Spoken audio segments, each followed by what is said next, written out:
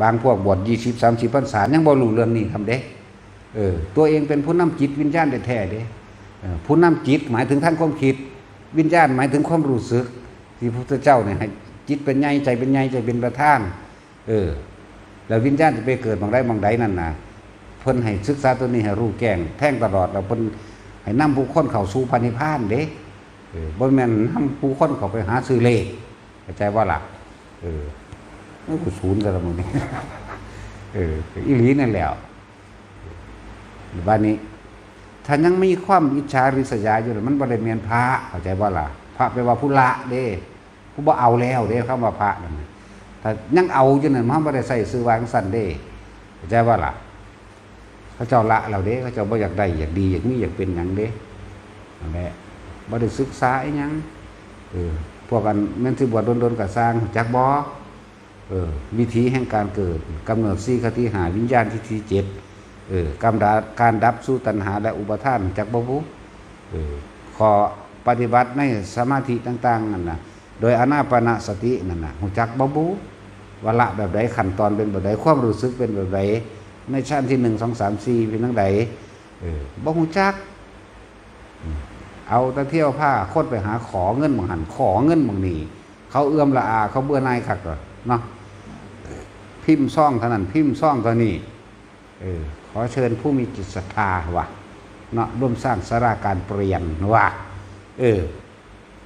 เพื่อถวายบูชาสืบทอดพุทธศาสนาว่าซั่นบัดได้เงินมาแล้วน่ะนะจ้างหมอลำ150,000หรือ300,000ผมผู้สูมือเนาะ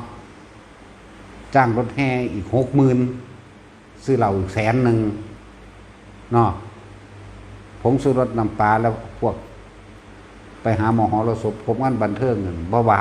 คือบ่เขียนรายละเอียดค่าใช้จ่ายเนี่ยเนาะค่าหมอลำ300,000นะจักว่าล่ะค่าการบันเทิง300,000รถแห่60,000เหล้า100,000 บาทวัวอีก3ตัวหรือ4ตัวหมูไก่เป็ดหอยแครงและแมลงผู้ประมาณไม่ได้ผงชูรสน้ำปลาคือว่าเนาะแต่ว่าศาลาการเปลี่ยนนู่นเด้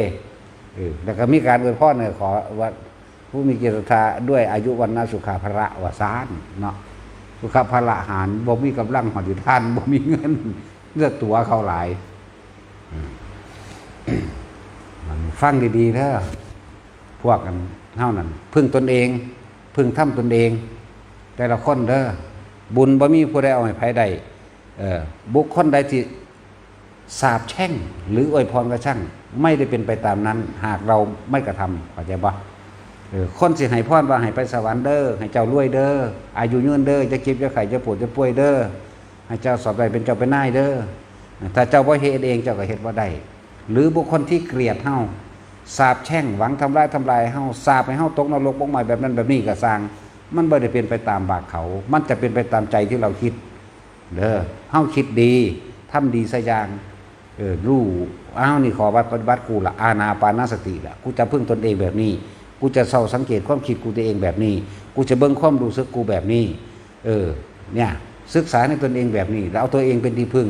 แล้วก็พึ่งทำความจริงในประสบการณ์จริงในชีวิตจริงของเจ้าของเทียบพระอริยสัจสี่